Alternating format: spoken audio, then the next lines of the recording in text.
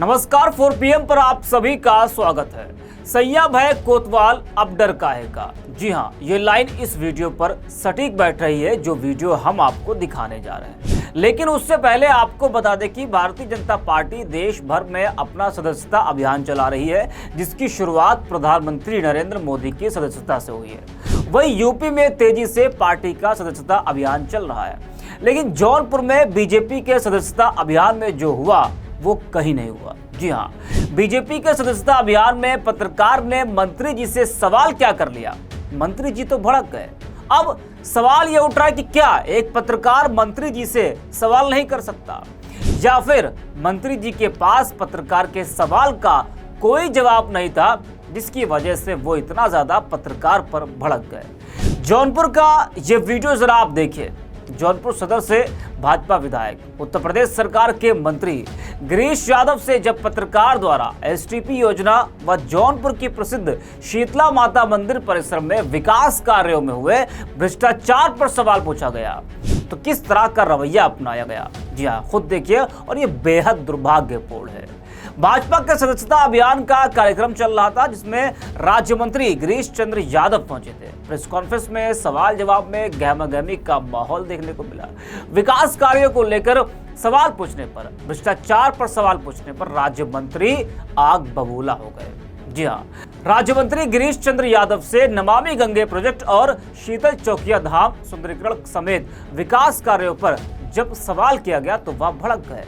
बात बढ़ी तो राज्य मंत्री ने कहा कि पत्रकार से कहा कि ठीक कर दूंगा।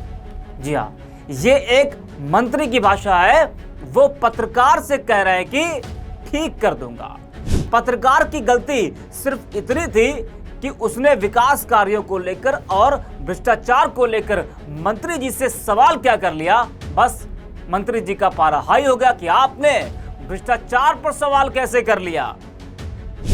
तो मंत्री जी ने कहा कि मैं आपको देख लूंगा। तो दोनों साइड से, दोनों तरफ से जमकर बहसबाजी हुई। पत्रकार ने भी कहा कि आप एक मंत्री हैं, ऐसी भाषा आप पर शोभा नहीं देती है। लेकिन नहीं, मंत्री जी का पारा हाई था और वो पत्रकार पर भड़कते चले गए। जरा आप भी इस वीडियो को पूरा देखिए और ध्यान से सुनिए कि मंत्री जी और पत्रकार में किस तरह से बहसबाजी हो रही है। तुम कौन मैं ठीक कर दूंगा तुमको। अरे आप मंत्रियों की इस तरह के शब्दों का इस्तेमाल किया। कौन सा तरीका? आप मंत्रियों की इस तरह के शब्दों का इस्तेमाल किया। कौन करते हैं?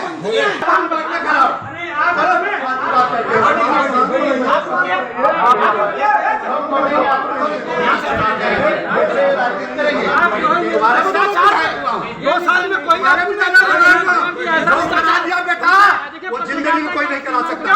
जौनपुर में विकास कराया। आप जैसे मंत्री बहुत देखे आप जैसे मंत्री भ्रष्टाचार में अखंड डूबे हैं सब लोग और बतियाएंगे।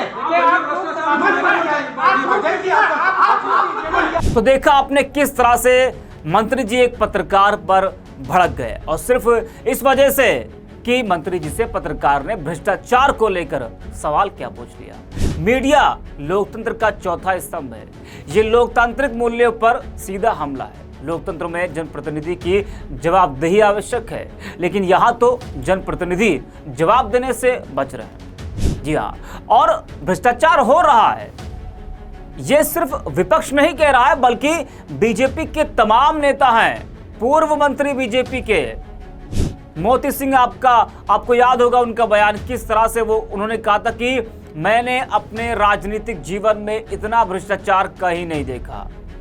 और उसके बाद सपा से बीजेपी में गए नारद राय, वो जैसे ही बीजेपी में आते हैं तो भ्रष्टाचार पर सवाल खड़े करते हैं, अपनी ही पार्टी को वो घेरते हैं। इस तरह से न जाने बीजेपी के कितने नेता हैं, वो खुद मान रहे हैं कि उनकी पार्टी में भ्रष्टाचार इस वक्त हो रहा है। तो अगर पत्रकार ने भ्रष्टाचार को लेकर मंत्री जी से सवाल पूछ लिया तो उसमें गलती क्या?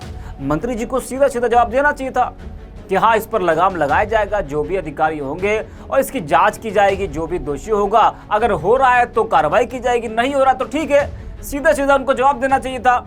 धमकी क्या है कि देख लेंगे, ये कर लेंगे, वो कर लेंगे। मंत्री हैं आप पर इस तरह की भाषा शोभा नहीं देती है। अब इस पूरे मामले को लेकर विपक्ष के कई नेताओं ने बीजेपी पर हमला बोला है। सपा नेता हैं अमित जामई, वो एक्स पर लिखते हैं कि जौनपुर आज तक के वरिष्ठ पत्रकार राजकुमार जी से घमंड में चूर। जौनपुर भाजपा विधायक राज्य मंत्री गिरीश यादव की बदतमीजी सामने है। पत्रकार ने सिर्फ चौकिया धाम घोटाला, एसटीपी घोटाला पर सवाल किया था और मंत्री का गालियां देते दिख रहे हैं।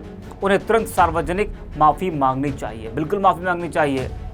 चौथे, स्तंभ की उन्होंने किस तरीके से बेइज्जती की है, किस तरीके से अपमान किया है, तो बिल्कुल पत्रकार से माफ़ी मांगनी चाहिए। और पत्रकार से नहीं बल्कि देश की जनता से माफ़ी मांगनी चाहिए, प्रदेश की जनता से माफ़ी मांगनी चाहिए कि आपने जनता से जुड़ा वो सवाल था, उसका जवाब नहीं दिया आपने।